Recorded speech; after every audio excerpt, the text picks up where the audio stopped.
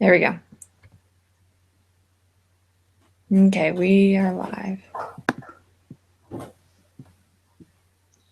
All right. Well, hi, everybody. My name is Chad Bowman. I'm going to be your group facilitator. And just to get us started, I wanted to do a little get to know you thing. So what I'm going to do, I'll do it first, but I'm going to have everybody introduce themselves, talk about where they're from, where they grew up, and then something about themselves that most people that even know them wouldn't know. So my name is Chad Bowman, like I said. I grew up in the western states of the United States. I've lived in California, Nevada, um, Utah, Arizona, and I lived in Mexico for 4 years. Um, I live in Ohio now, and I've been here for 4 years. I'm here because this is where my wife is from. And something that most people don't know about me is that I enjoy making knives. Um, Oh, all right, so um, can I have? Can we start with? Let's see, Neil. Why don't you introduce yourself? Sweet. So yeah, my name's Neil. I'm from California. Um, I've lived there most of my life. Currently residing in Rexburg, going to BYU, Idaho, where I live with my wife. And this is our last semester, so we're ready to get out of here, which will be fun. nice. We'll be moving to Vegas, where she's from. So that should be fun. Something that most people don't know about me is I'm trilingual. I speak Russian and Spanish and Wow. English. That's really cool. Cool. So yeah. Awesome. All right, Valeska, could you introduce yourself? Sure. So my name is Valeska. I am from Honduras and I grew up in Honduras, Bay Island, Honduras. I am living here in the US in North Carolina right now just because of school, but this semester I decided to take online classes because my mom has some health issues, so that's why I'm taking online classes this semester.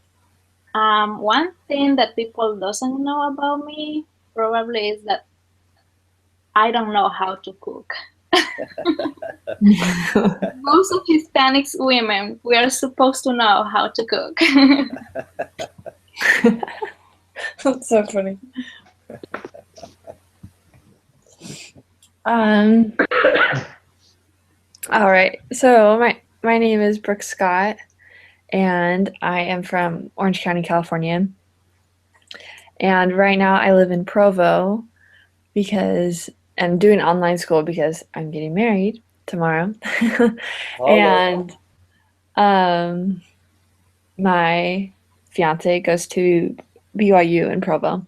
And so I'm almost done. I'll graduate in April, which will be really nice to be all finished. Um, one thing people don't know about me. Um, I love shoes. And so I every time I go into a store, I'm like, even though I don't like buy them all the time. I just like I have to go buy and like in a store I have to check them out. At least like look at them. All right. All right. So congratulations, Brooke, on getting married tomorrow. Are you getting married in the temple? Yeah, the Provo City Center Temple. All right, Provo City Center Temple. Well, I haven't lived in Utah for a while and haven't been back, so I haven't been able to see that temple, but I hear it's really beautiful. Um, Valeska, Yes. my sister-in-law is from Honduras, and she looks a lot like you. Oh. She's from the capital city. Tegucigalpa. Yeah, she is. I went to Tegucigalpa just once, but I didn't like it a lot. Yeah, she she and my brother met while he was on his mission.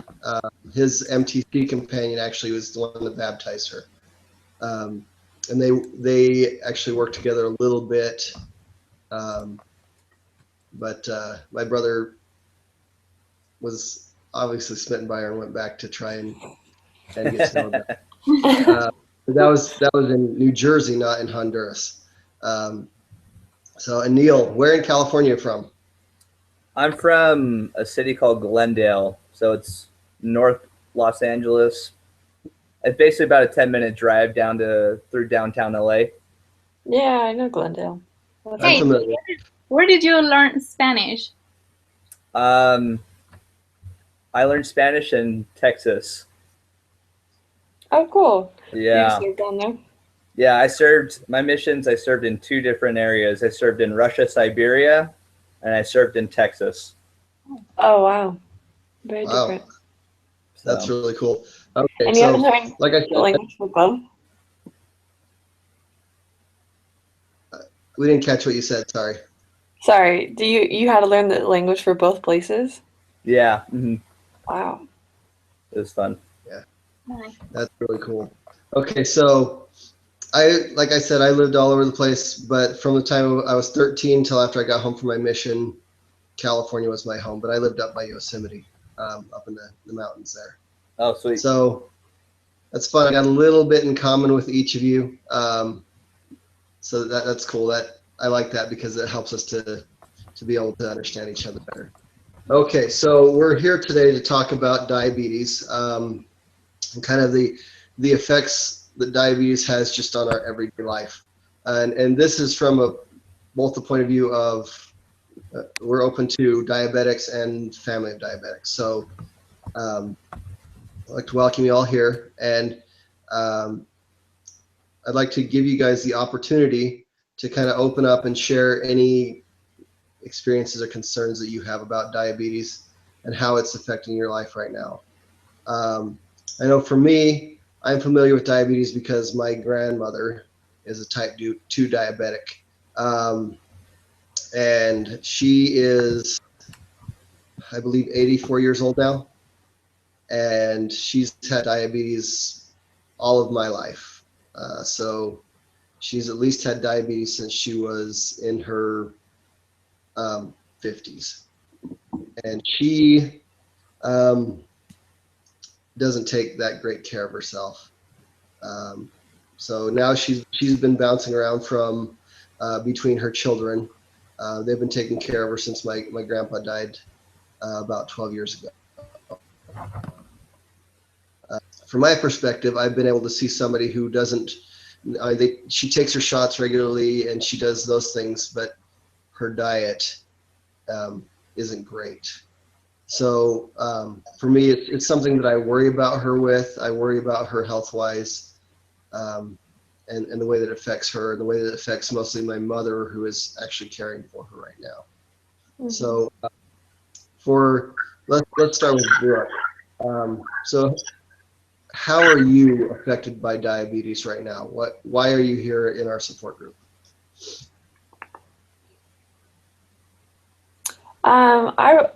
I'm here just because I want to better know how to help family members.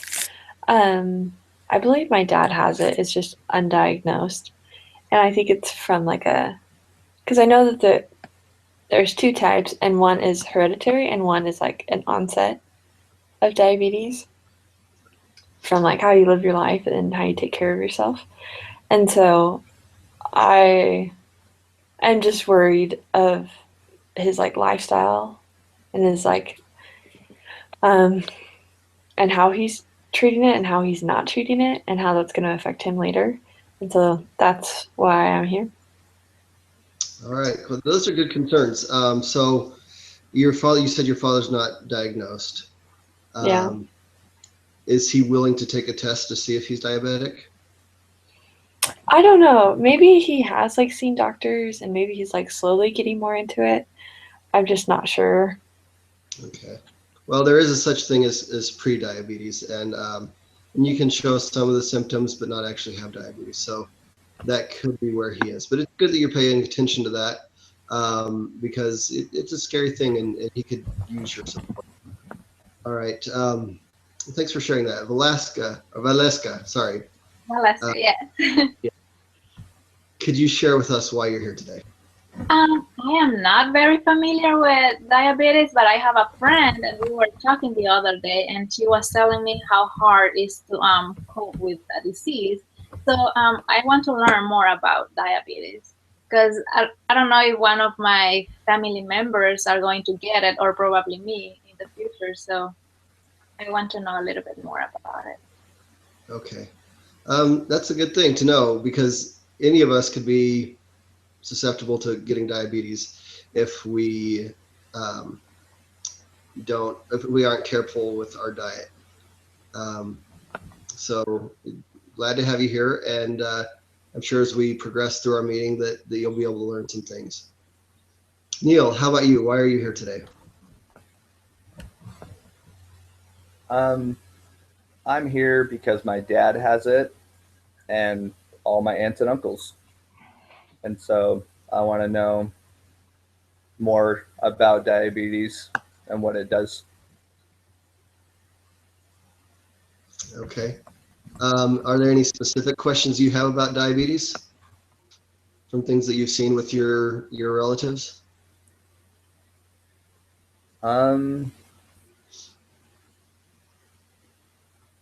I guess when my dad, he'll take medicine for it, but it almost seems like it doesn't help that much because he hasn't changed his diet. So I was wondering if it was maybe a combination of, yeah, you take medicine, but maybe you're supposed to change your lifestyle as well. I think you're right. I think it is important both to change lifestyle and take the medication that your doctor's prescribed for you.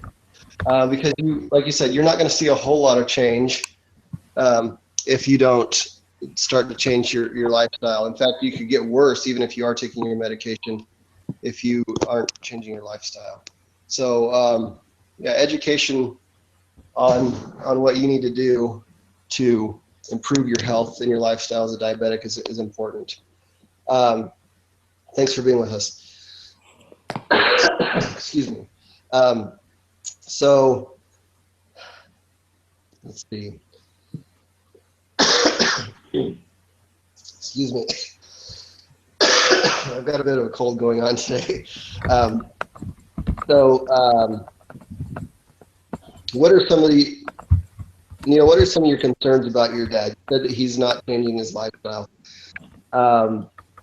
Is he a big soda drinker? Does he drink a lot of sugary drinks?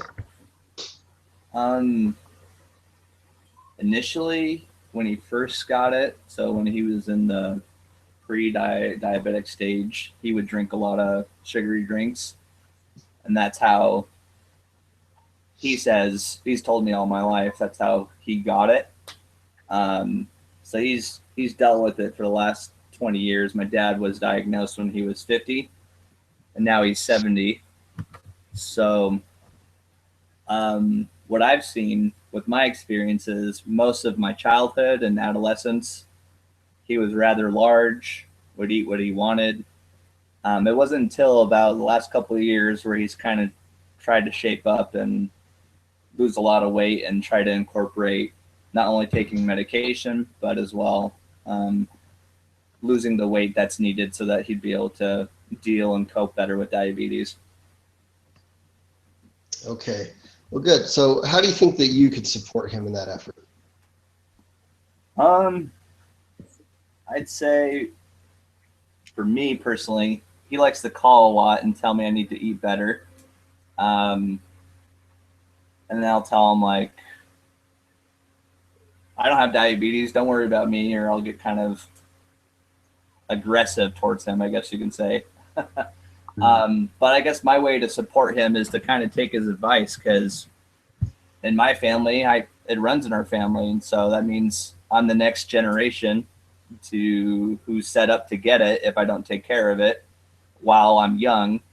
And so taking that warning from him would be smart. Yeah, I think that's a great idea. That is a great way to support him. Glad to hear that he's taking better care of himself. Brooke, now hearing what Neil's gone through with his father and watching his father over the last 20 years, Do you hear anything that you can do to help your dad? As kind of going through the beginning stages of diabetes?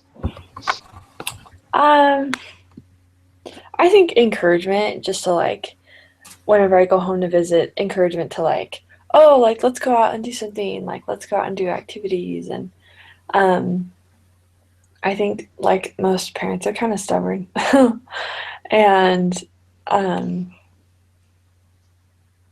it's and I feel like they're kind of like resisting going to doctors too because that means like they'll have to change all this and this, but it's like I think like they're slowly realizing how more and more how helpful it really is.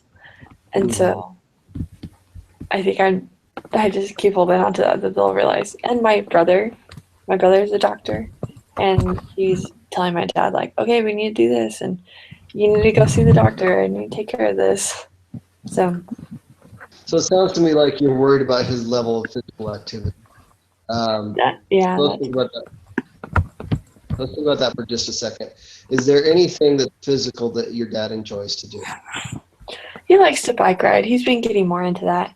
He broke his wrist, and so he kind of was off of it for a while, like a year, but now he's back on and he's going.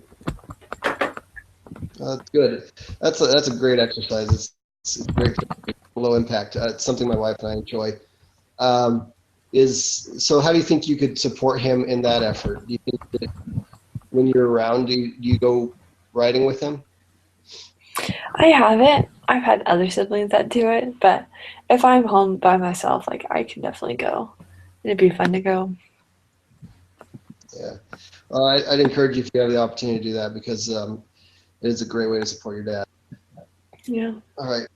Valeska, listening to Brooke and Neil, do you have any questions about some of the things you've heard? I don't have questions, but I have comments about it. I think that support a person with diabetes or any other disease is very important because sometimes it's easy to say, oh, eat healthy or work out more or do other things, but we don't encourage them to do it and we don't support them. We don't, I think go ahead. Yeah, I just was going to say that I think it's important to do it with them. If we are close to them, obviously.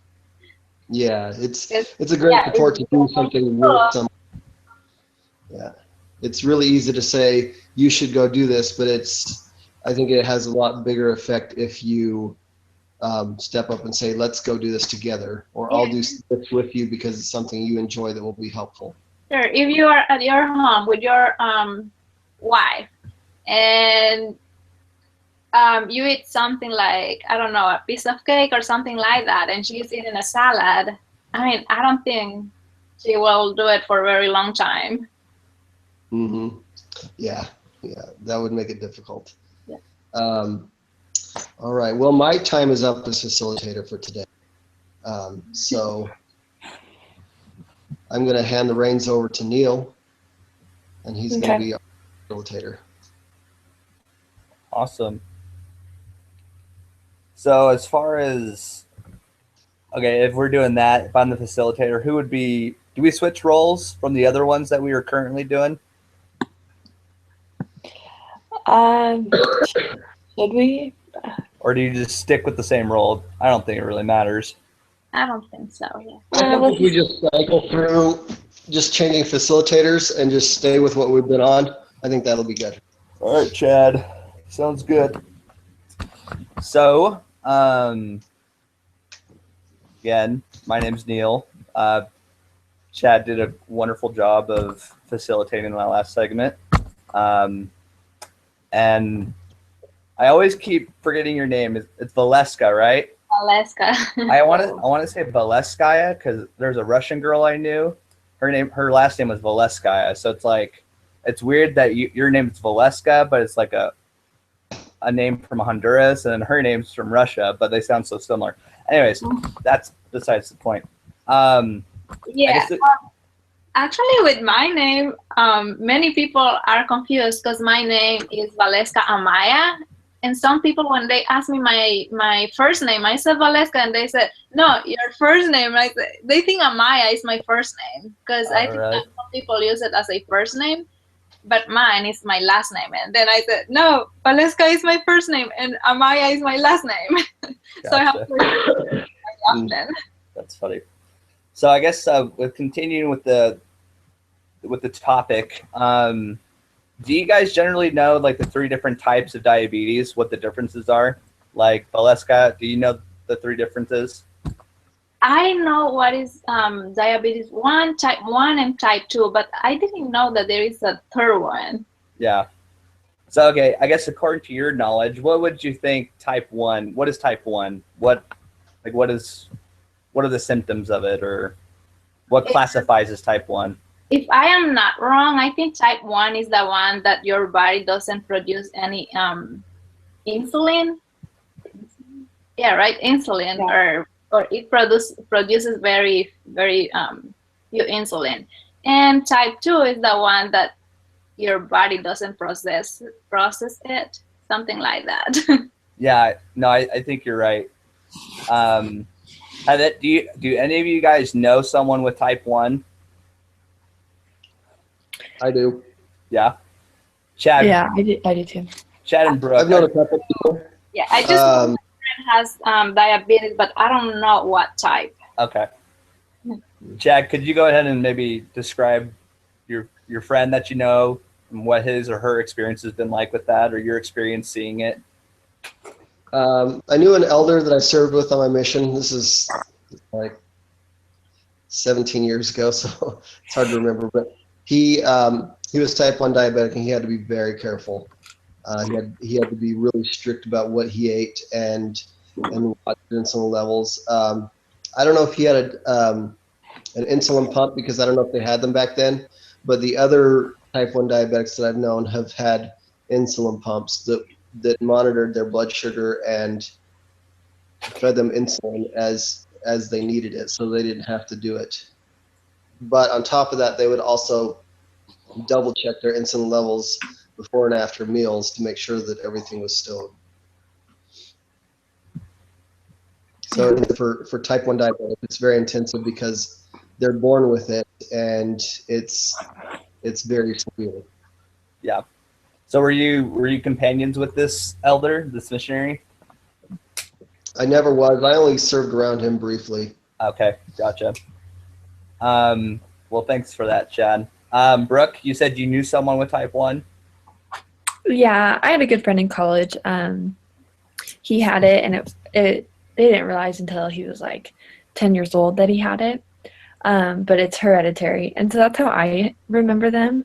Is that type 1 is hereditary, and like your body just doesn't produce insulin. And type 2, it's more of like how, like it can be caused by like overeating or not, what's it called, like not participating in physical activity, because then your body stops producing insulin. That's how I've understood it over the years. And so I know there's like way more information to it than that, but I know that type 2 can come on later in life. And like I know childhood diabetes is type 2, and it's tied to like obesity as well. For your friend in college, like, did you ever get into conversations or ever just witness yourself like how he had to deal with type 1? Yeah, there's like little things, like if we went on road trips, like he always had to have little snacks with him, and then he would take his insulin shots. Like he always had to carry that with him. He didn't have a pump or anything. And it's like he has become so accustomed to it. I think it's harder for like if you're in your 30s and you realize, okay, now I have to change my whole lifestyle. That's a little bit tougher, as opposed to like when you're 10, you just like grow into it and adjust. It just takes time. Mm-hmm. But he seemed like he knew what he was doing, and he knew what he had to do to make sure his levels were right. Yeah. I guess with my experience with it, I only know two people who have it. They were friends of mine who I grew up with in the ward, and they came from the same family. Um, Basically, they actually weren't born with type 1. You could actually like inherit type 1 in your childhood later on. So that's what happened with the two, their brother and sister, Brandon and Clark.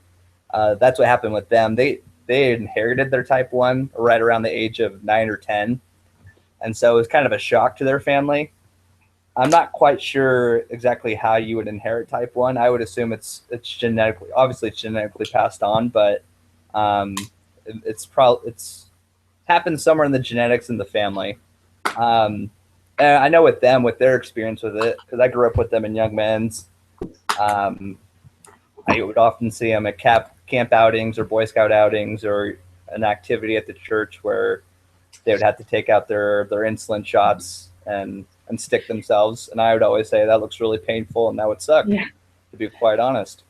And I remember like just talking to them individually about it. I think at the time I was a young teenager, so I'd like to tease them a little bit, like, you know, they would take out their insulin shots and I would, you know, make some reference about drugs or doing heroin or something, and they would just laugh. So I'm pretty sure I'm sure they got those jokes a lot, because I remember I asked them, I was like, does that offend you when I do that? And they're like, no, we're used to it by now. But I think now I'd probably be a little bit more I would think about what I would say before I would say it. But I remember asking them individually, like, how was it like growing up or having type 1 diabetes? How is your life different? I know for a while there, both of them kind of felt kind of like the why me? Why did it happen to me? Because especially with type 1, it's exactly what you guys have said. It's the inability to create insulin. Your pancreas doesn't secrete it the way it should. And so what they have to do with those shots is just full insulin. Insulin's basically like the mediator between sugar and your cell. So the insulin will come in contact with your cell. It'll say, hey, open yourself up so you can swallow the sugar in, or glucose. It's the energy for the cell. So if you don't have any of that, none of that sugar that's in your body from what you eat can get into your cells. And so you suffer from, oftentimes what I've seen with type 1 is low blood sugar. They're very tired, very fatigued, and they're just kind of out of it, and which explains what's happening. They're just not getting enough sugar into their cells. But they would say that they felt bad for themselves, but eventually they kind of got over it, I guess you can say. Because I'm pretty sure with type 1, maybe you guys can correct me if I'm wrong, type 1 is basically, it's uncurable. You'll have it for the rest of your life. Yes. Yeah. So, I mean, that in itself would be hard, but kind of like what you were saying, Brooke, your friend, he learned how to deal with it. Such as when you're talking about the road trip that you guys went on, he had little snacks with him. He knew appropriately when he needed to inject himself with insulin. And I think with type 1, it's probably the most important role that anyone can have in the support of a type 1 diabetic would be probably the parents. I'd say they have the most influence in the life of their children. And so as they support their child and teach them just, you know, to be aware of what's going on in their body. If they feel tired, this would probably be a good time to get an insulin shot, things like that. And I'm sure through experience and through time, they would learn how to work with their bodies or learn the signs that they need to know when to use the medicine. So that's my experience with type 1. As far as for you guys, I guess generally speaking, you guys have mostly had experience with type 2 from what you've seen. Yeah. Well, Yeah. yeah. I don't know. All right. So Valeska, for you, you said you do have a friend who has diabetes or shows symptoms of it. Yeah, I was talking with her. I mean, I talked to her just once, so I am not very familiar with it. But I don't think it is type 1 or type 2. Yeah, I don't know. Do you guys? So Chad, maybe you can explain to Valeska what the difference is between type 1 and type 2. All right. So, like I said, type 1 it's your body actually doesn't produce any insulin. type 2 is your body is either too slow to produce it because it's become desensitized to it, or it's not producing enough. And usually type 2 diabetes is associated with obesity. And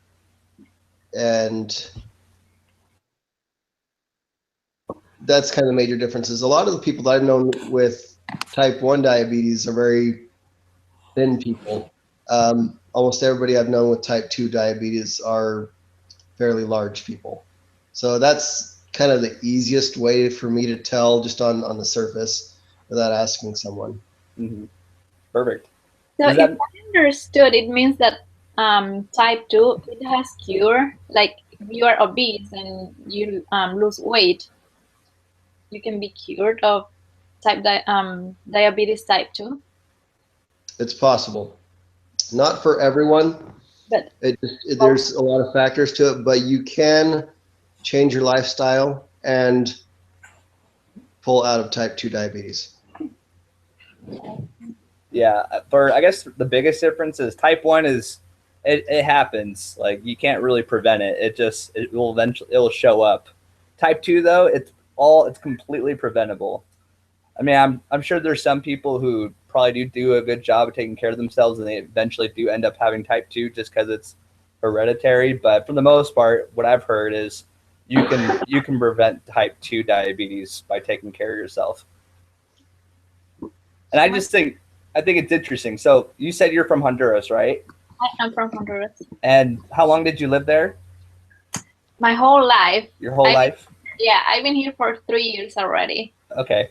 So, like, when you were living in Honduras, did you ever hear about people having diabetes?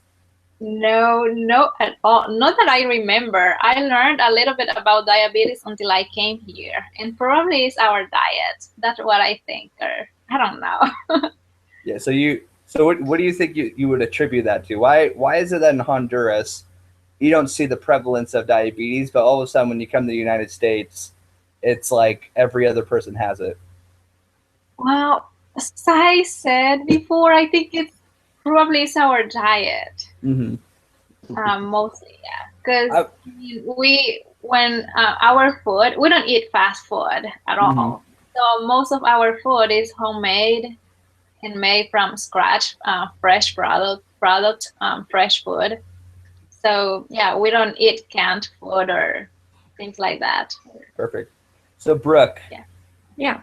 I was wondering what do you think, like why do we see such huge discrepancies as far as like here in the United States, everyone there's a generation that's growing currently in the United States where children like are getting type 2 diabetes at a young age, and it seems like half the older generation almost has it. Why do you see that in the United States it's so prevalent, but other places in the world it's maybe not so much of a problem?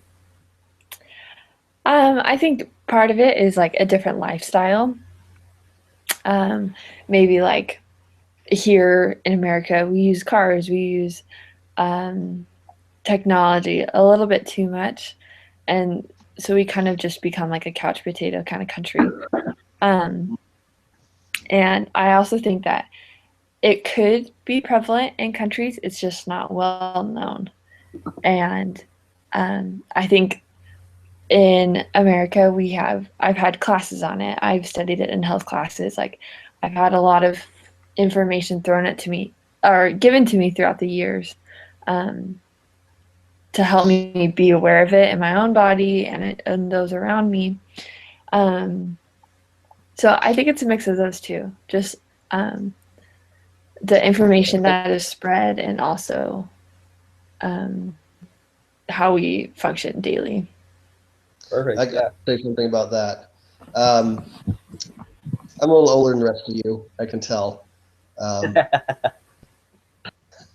So when I was a kid, diabetes was rare. You heard about it every once in a while. It was an older person that was overweight that had it. Kids actually having type 2 diabetes is to me, it's just mind-boggling, and it's new, even though it really isn't. And I, as a parent, I can see kind of the reasons why. When I was a kid, to watch your favorite TV shows or cartoons, it was Saturday morning. You could watch TV on Saturday morning from about 6 in the morning till about 9 in the morning, and then regular TV programs for adults came on. That was it. I remember the first time that I saw cable. I was 12 years old.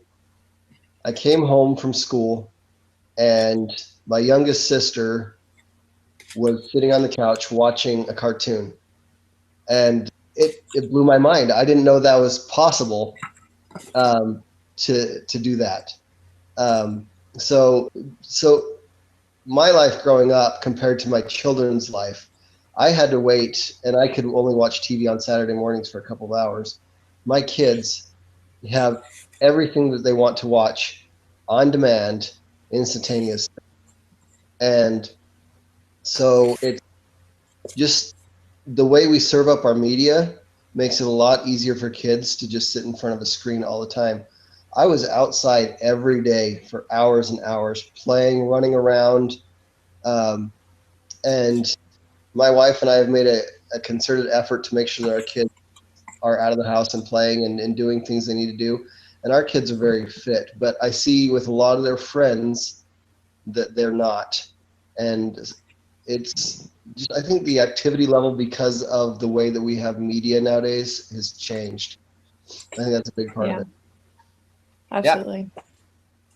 So to recap everything you guys just said, I asked the same question of everyone.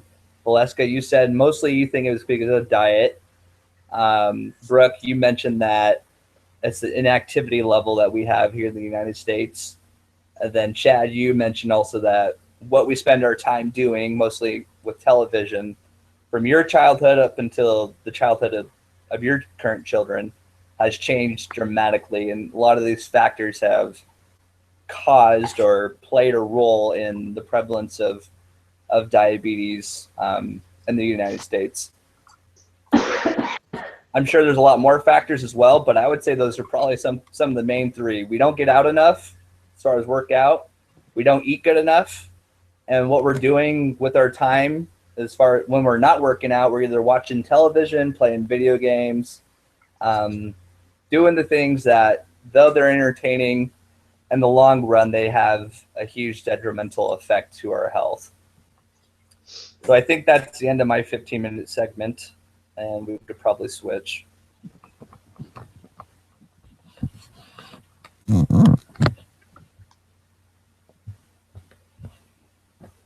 Okay. Valeska, do you want to go ahead? So I will be the facilitator for the next 15 minutes, and we have been talking a lot about what is diabetes and what are the what causes it. So for you guys, if you could define diabetes in one word, what would be that word and why? Because, for example, for me, I mean, this is something new for me. So right now, for me,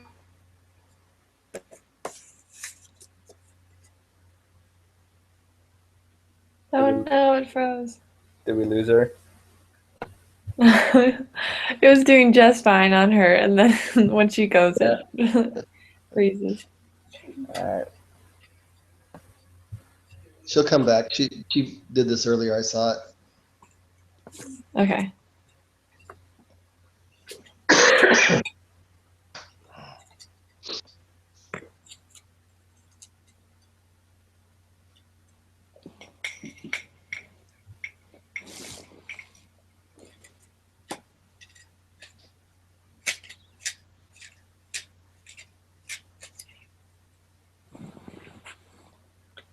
I wish we could hear you.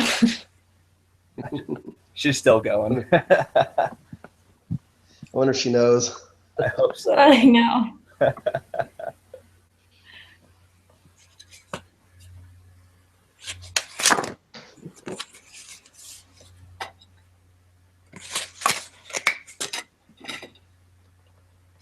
So Chad, you were saying you lived in Mexico for a couple of years.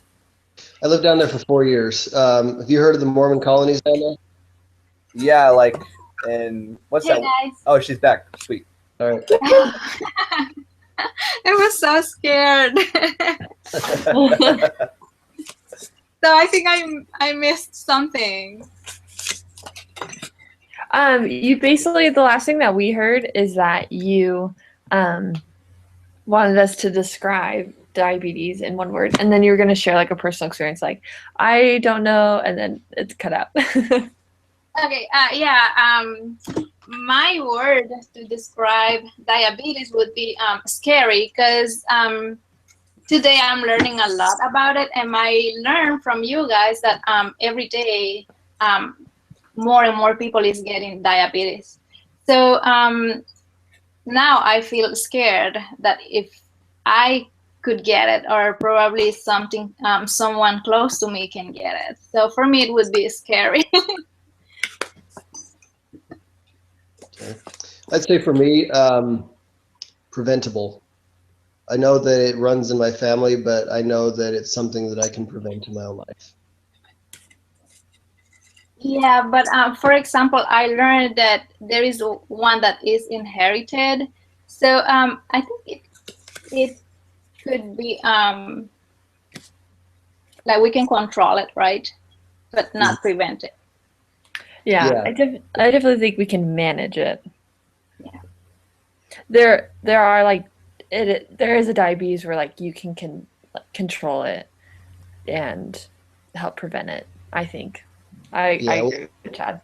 Yeah, I understand that. So what I was saying, just in my personal life, for me personally, it's preventable because I'm not a type 1 diabetic. I'm sure that I would have figured that out by now if I was.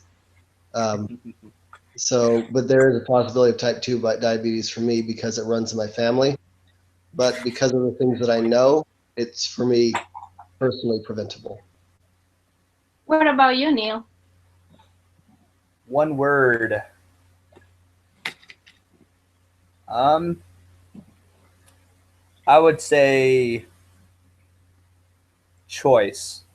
I think honestly, when it comes to type 2, kind of like what you were saying, Chad, it's honestly, if you ever were to get type 2 diabetes, most of it is usually the consequences of continuous choices. Choices as far as what you do with your time, how you eat, how active you are, and maybe you're not necessarily like, I guarantee you, anyone you ask who does have type 2, if you were to ask, did you choose to have type 2 or did you want to have it? They would say, of course not. Of course I didn't want it. But kind of like what Chad was saying, it's preventable. And so it's based on the way you choose to live your life. And so I'd say the way you describe diabetes too is choice, or diabetes in general. I agree with that. So we have been talking also that what causes it, and we have been talking about diet. So what kind of food a person with diabetes can and cannot eat? Who wants to start? Brooke, do you want to start? Yeah, I'll start. I think it's different for the types that you would have. Like I know type 2, in order to help prevent it, almost like you wouldn't want to eat fast food a lot, or you wouldn't want to eat really oily, greasy foods with a lot of fat. Like you should have to eat really healthy to prevent type 2. When it comes to type 1, I'm not sure. I know when they're I forget how they're supposed to like I know that they have to eat food, and so it's like, is that they have to eat sugary food? That's where I'm kind of lost. From my understanding, I think for any diabetic, eating high sugar foods is a bad idea because especially for type 2 diabetes, it can cause major fluctuations in blood sugar. And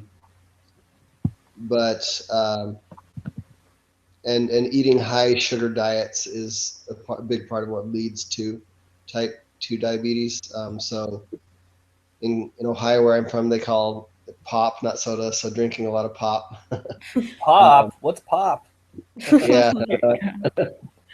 But so drinking a lot of soda or eating a lot of candy can quickly lead to type 2 diabetes because it overloads your pancreas's ability to produce insulin in an efficient manner. So I think that's a big part of what can lead to it.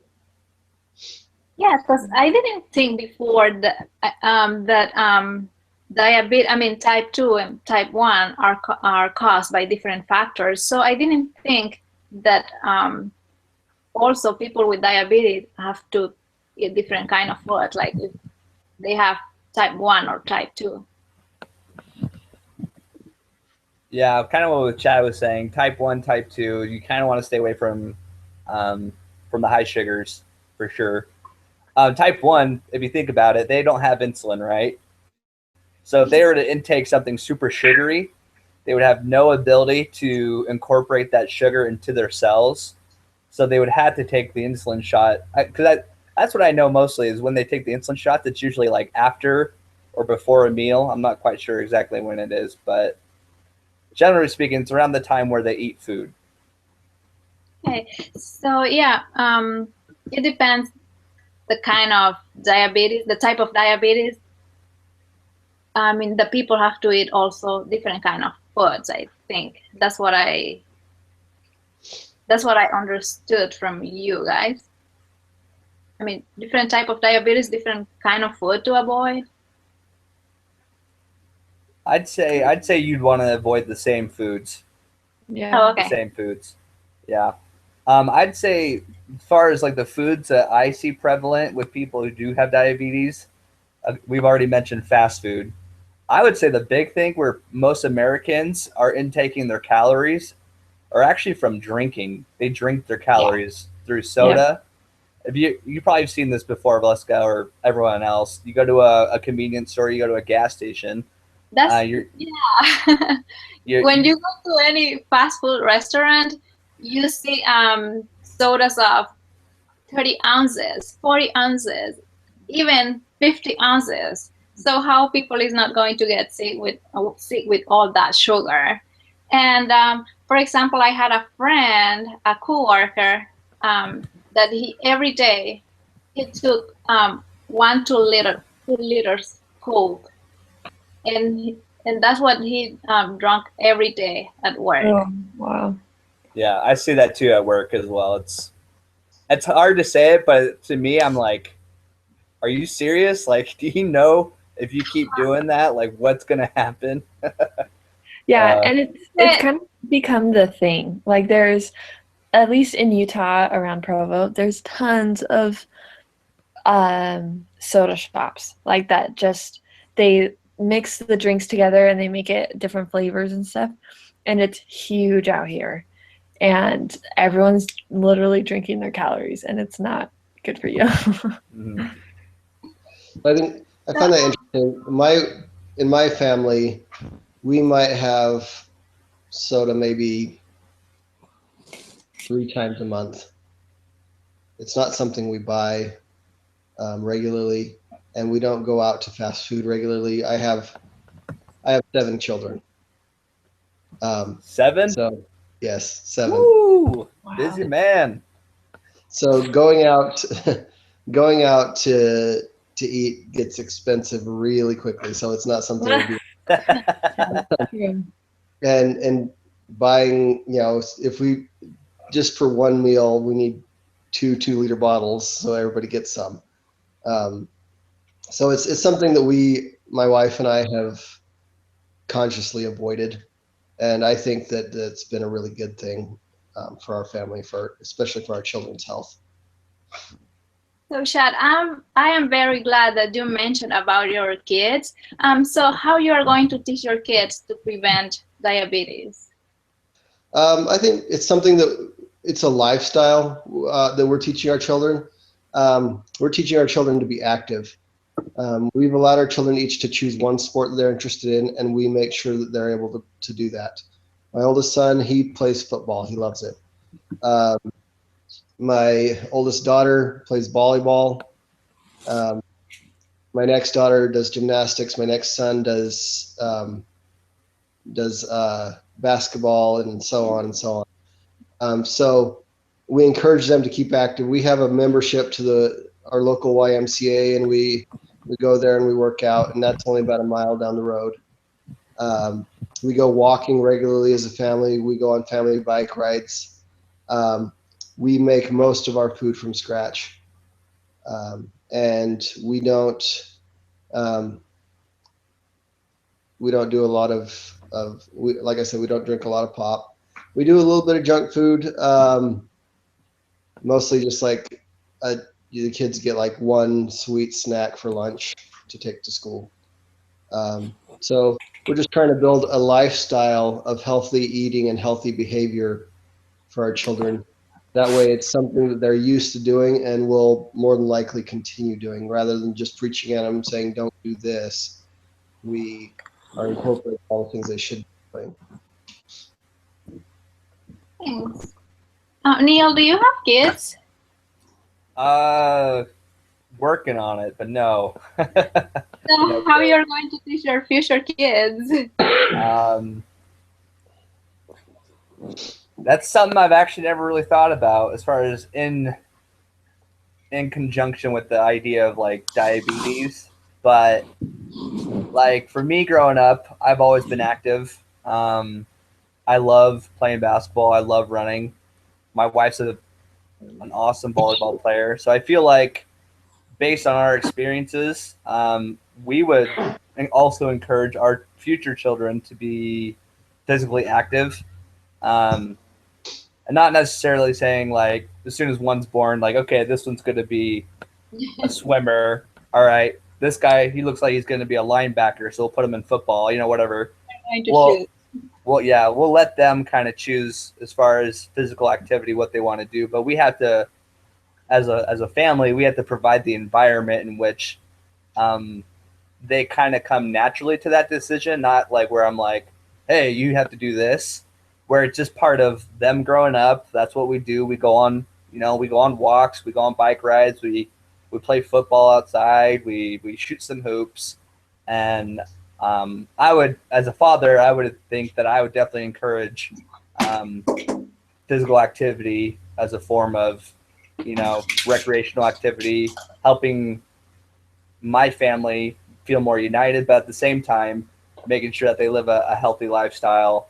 And that also, I feel like when it comes to your children, the parents have the biggest responsibility of anyone in regards of how they turn out. It's, you gotta make sure that you're not like every time you eat dinner at the table, you have a bunch of soda there. It's got to be something that, if it does happen where you do have soda present, it's very seldom, because you don't want your kids being addicted to sugar at a young age, which is what we're seeing in the United States, unfortunately. Yeah, thanks. Brooke, would you like to add something else to that? I think Chad and Neil both had great suggestions. That's exactly like how I would want to raise my kids as well. I want to make sure, I think it's important, even as like me and my fiance always talked about, we need to get out every day. Even being outside is a stress reliever for us, because we're both in school and doing work. And so it's I want to do that every day. And so doing that with our kids will be nice and a good habit for them to have. And also the eating healthy, making sure they're in physical activities, I think is really important. So it's similar to what Chad and Neil have said too. So we all agree that we must teach them physical activity. I mean, the importance of physical activity and also diet. Yes. Yeah, it's very important. Yeah.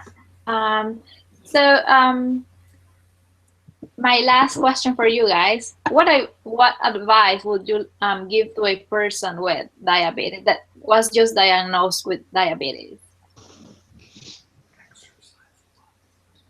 I think for me, it would be just examine your lifestyle and see what you can do to manage it and to be able to become healthier.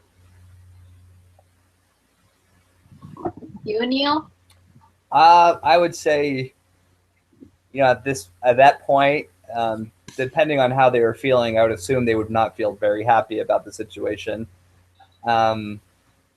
I would just say, you're not, even though you have diabetes, don't think that's your label. You're more than just the disease. You can control it. That's the great thing about diabetes. Even though it would be horrible to have, it can be controlled. And it's based on your attitude. It's based on the way what you want to do with it. Do you want it to define you, or do you want to define it?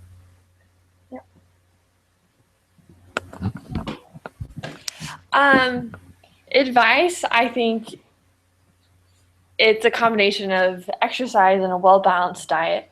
And I think those are the two most important things. It sounds like I'm repeating exactly what Chad and Neil have said too. But yeah, those are the most important things that will help maintain it. Yeah, I also agree with that. But I think that communication is also important with your family, and also talk to your doctor about it, and also like assist to support groups like this one, or probably other support groups. I think communication with other people is important, and people who also have the same disease as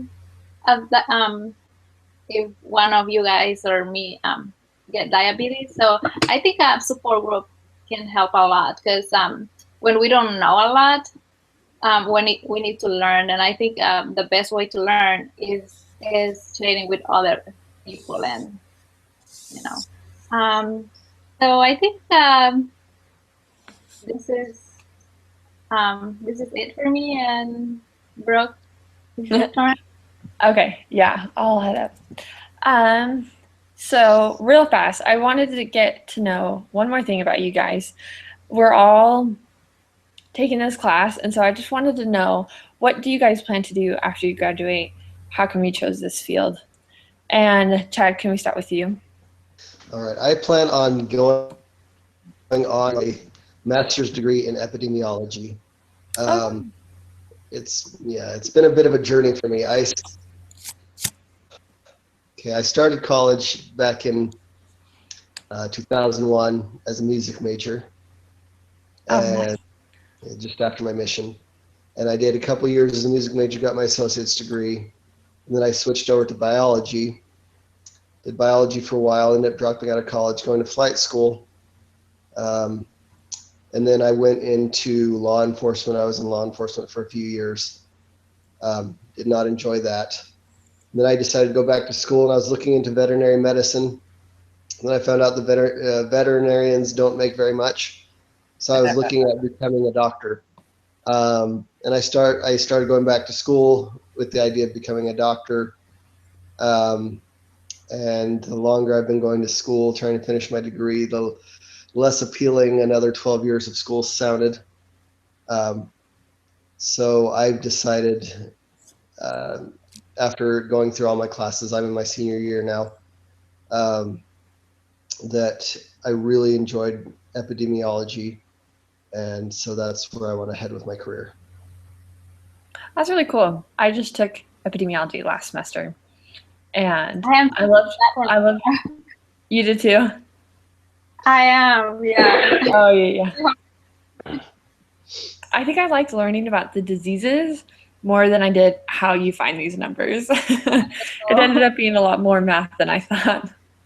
I enjoyed the math. I didn't think I would, but I enjoyed the data analytics. That's cool. Part of it. That's awesome. Neil, what about you? Oh. Go ahead. I'm sorry, I'm cutting you off. I just was saying that for me, I found epidemiology hard because I took statistics like 3 years ago. It was one of my first classes in school. So yeah, I don't remember anything about it. Yeah, that's... Two classes at the same time. Yeah, that's very true. Neil, what about you?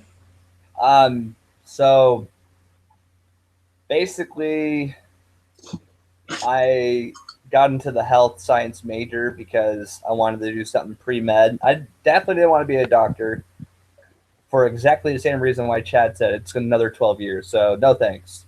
Yeah. But just through my studies here at BYU Idaho and conversations I've had with people who work with medicine, whether it be a doctor, PAs, and nurses. Right now, currently, I'm striving to get into a PA program. So I'll be applying next April. And I hope to get into there's one in Vegas. It's called Toro University.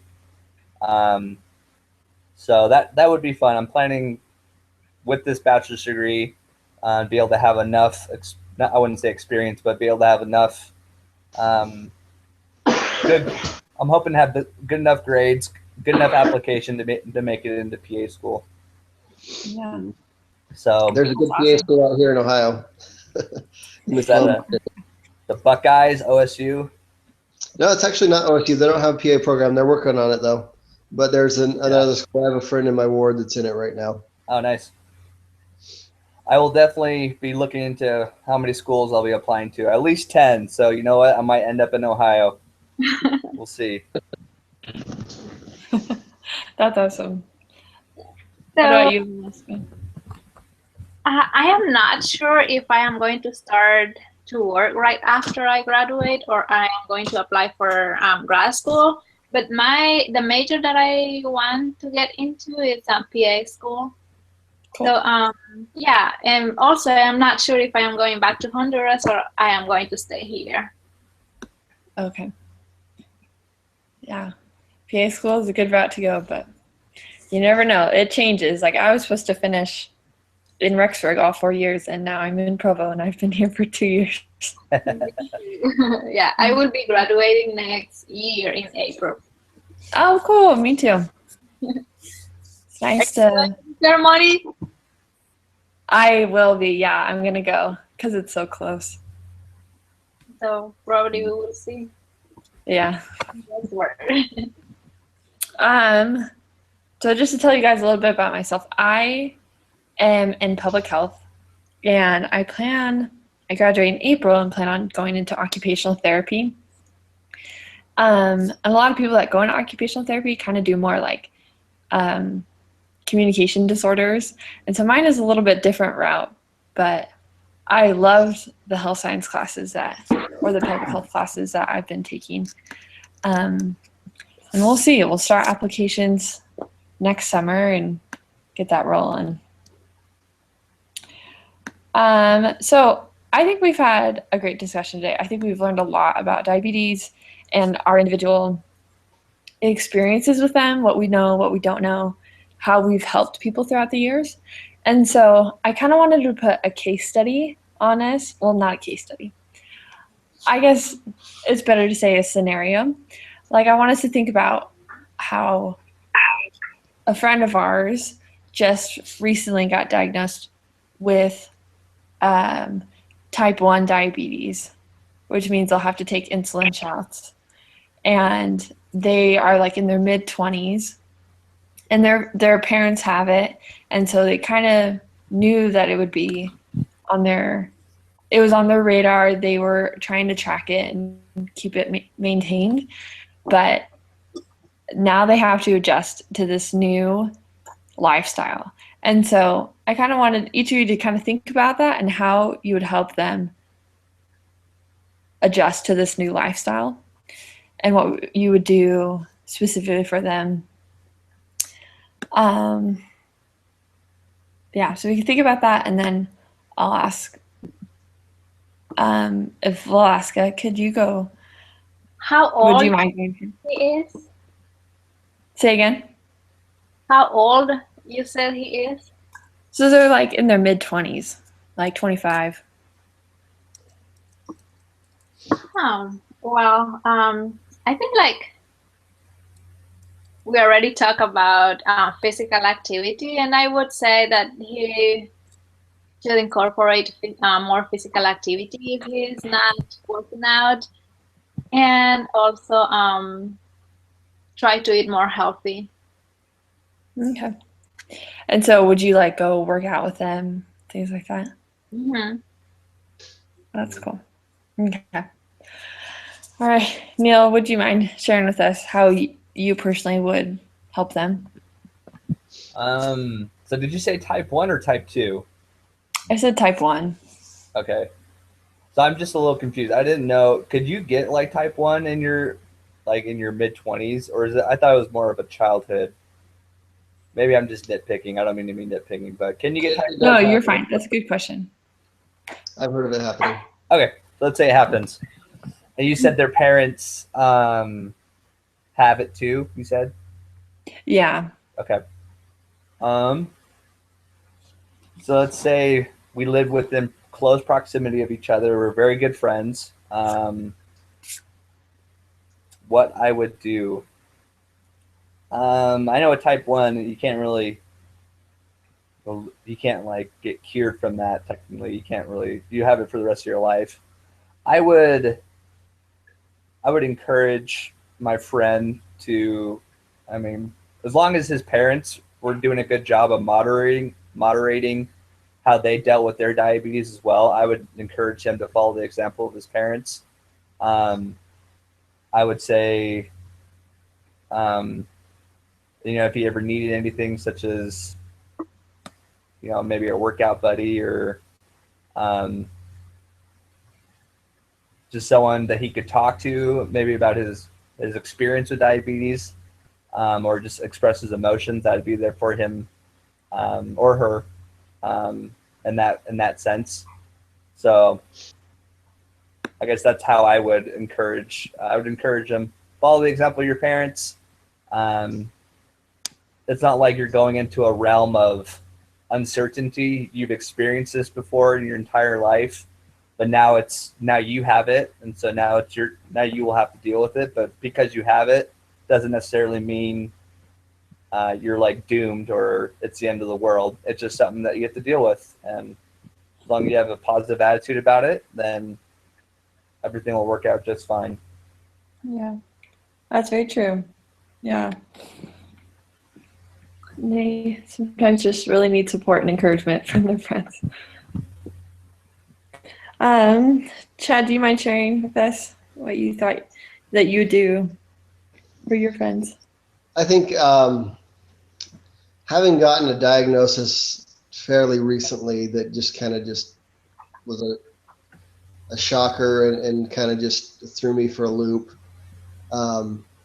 Just over a year ago, I was diagnosed with a pituitary tumor.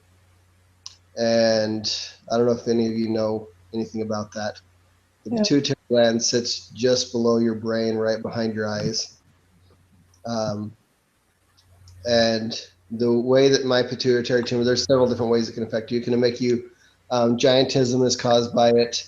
But for me, it's affecting my testosterone production. So now I have to give myself testosterone shots on every 10 days. So when I first got that diagnosis, my doctors were very poor about explaining anything to me. And all of a sudden I'm thinking, okay, I've got a tumor really close to my brain. Oh crap. What does this mean? Am I going to die? Is this something I'm just going to have to deal with? And I remember just the anxiety that I felt, and the anxiety that my wife felt. And the only thing that really helped it was just talking and talking to my wife about it and getting out my fears and listening to her fears and learning more about it. So if I had a friend that was diagnosed with type 1 diabetes fairly late like that, I think the best thing that I could do for them is just to be there as a sounding board, for them to be able to share any concerns that they have, and any anxieties and fears and that, because getting a diagnosis like that, it's life altering, and there's a lot of fear that comes with that, and a lot of just for the first few months, it's critical just to be able to work through those issues. So I think that's the most important part. It would be being for them for those first few months while they transition, while they get used to the idea, and until everything normalizes out. Yeah, that's very true. It's a big change. Thanks for sharing that, Chad. I really appreciate it. We understand it's a big change, and it's a lot going on, and I think we all hope that it all turns out okay. Thank you. Yeah, it's turned out fine so far. So there's a lot more doctor visits than I like. Yeah, it's not fun. I think help talking to them and encouraging them to stay healthy and be active are great things to do. I also was thinking maybe, I don't know, maybe this is a super girly option to do, but thinking about just like cooking with them if they don't have great habits of, if they have habits of eating out, or if they have just not great eating habits, no fruits and vegetables are really in their lives, then I would help them incorporate recipes of, oh, you should try this. It's really good and really healthy. Just a little different.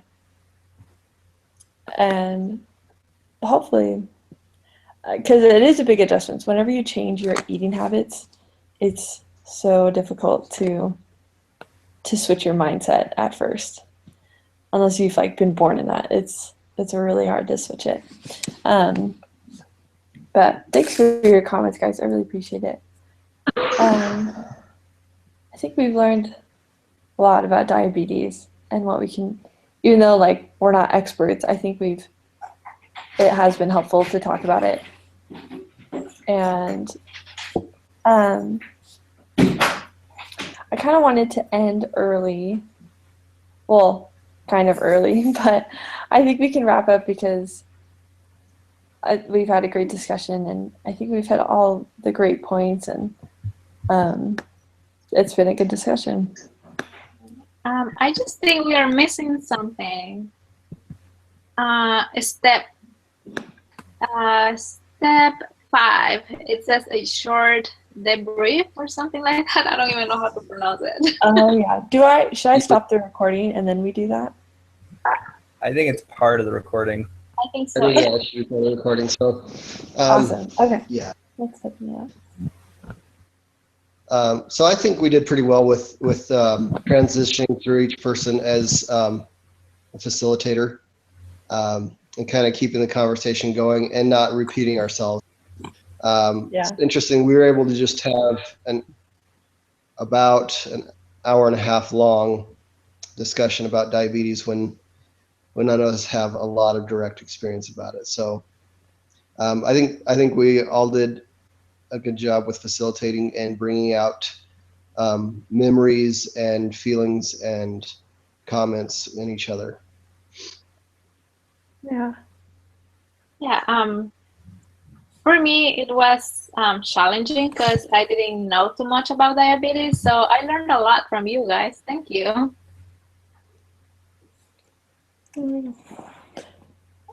I would say, or Brooke, if you want to go, you can go ahead. No, go ahead, Neil.